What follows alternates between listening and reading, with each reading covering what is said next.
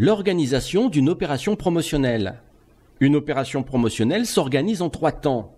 La préparation, la mise en place et la mise en avant, la communication autour de la promotion. La préparation de l'opération promotionnelle se déroule en plusieurs étapes. Première étape, choisir la forme de l'opération. Vérifier si la promotion respecte la réglementation. Définir la date et la durée. Choisir les produits. Calculer le budget. Lister les moyens matériels. Lister les moyens humains. Et enfin, planifier la promotion. Commençons par l'étape « Choisir la forme de l'opération ». Il s'agit d'effectuer un choix parmi les différentes formes de promotion possibles. Vente privée, réduction de prix, 2 articles pour le prix d'un. Pour ce qui est de l'étape « Vérifier si la promotion respecte la réglementation », il faut s'assurer que toutes les mentions obligatoires sont bien affichées et que la promotion choisie respecte la législation en vigueur. Définir la date et la durée. Il convient de décider des périodes de la promotion en fonction des variations saisonnières du chiffre d'affaires. Les promotions sont souvent organisées durant des périodes de moindre influence de la clientèle pour dynamiser l'activité de l'unité commerciale. Choisir les produits. Il faut choisir les produits concernés par la promotion et les produits exclus. Ce choix peut se faire en fonction de plusieurs critères. L'écoulement de produits en stock ou la mise en avant de nouveaux produits correspondant à une certaine cible. Par exemple, Célio veut rajeunir sa clientèle et propose donc des promotions sur les t-shirts. L'étape du calcul du budget.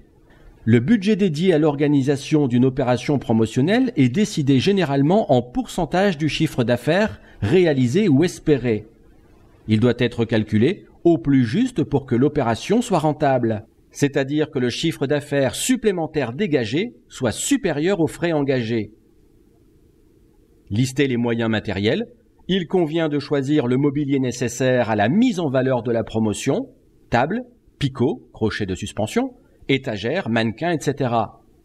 Le choix dépendra des produits en promotion et de la place de la promotion au sein de l'unité commerciale.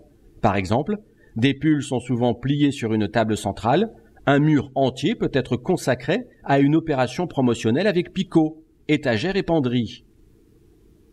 Lister les moyens humains. Il s'agit de définir le personnel dédié à l'organisation de la promotion pour sa préparation, son déroulement et l'analyse a posteriori des résultats.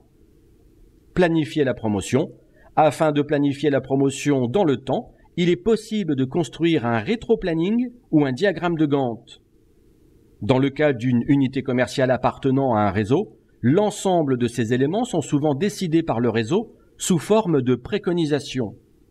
La mise en place de l'opération doit se faire la veille ou le jour même du début de la promotion. Elle consiste à installer les articles concernés sur les mobiliers de présentation dédiés à la promotion et à étiqueter les produits. Il s'agit ensuite de mettre en avant les produits en promotion afin de les rendre visibles et d'inciter les clients à les acheter. Cette mise en avant peut se faire à différents emplacements et selon différentes techniques. Les techniques sont les suivantes: la zone chaude en rayon, la tête de gondole, la table ou l'îlot, le mannequin, la théâtralisation de l'offre et le chapiteau. Les zones chaudes en rayon. Placez les produits en promotion au centre du rayon et au niveau des yeux et des mains. La tête de gondole. Placez les produits en promotion sur la gondole à l'entrée du rayon. La table ou l'îlot. Placez les produits en promotion sur des tables ou des îlots à l'entrée du magasin et ou en zone chaude. Le mannequin. Placez les produits en promotion sur des mannequins. La théâtralisation de l'offre. Mettre en scène les produits en promotion en jouant sur le décor et en créant une ambiance favorable à l'achat. Le chapiteau. Placez les produits en promotion sous un chapiteau à l'extérieur de l'unité commerciale. Communiquer sur l'opération promotionnelle. La dernière étape de l'organisation d'une opération promotionnelle consiste à avertir les clients. La communication d'une opération promotionnelle peut se faire via différents canaux, à la fois sur le lieu de vente et en dehors. Sur le lieu de vente, par les PLV, publicité sur le lieu de vente, stop rayon, affichettes fixées sur les étagères d'un rayon dont le but est de capter l'attention du client et de stopper son parcours, coupons sur les tickets de caisse, autocollants sur la vitrine, la vitrophanie, annonces radio dans le magasin ou via les vendeurs et vendeuses chargés d'annoncer la promotion aux clients lors de leur entrée dans l'UC ou lors des ventes.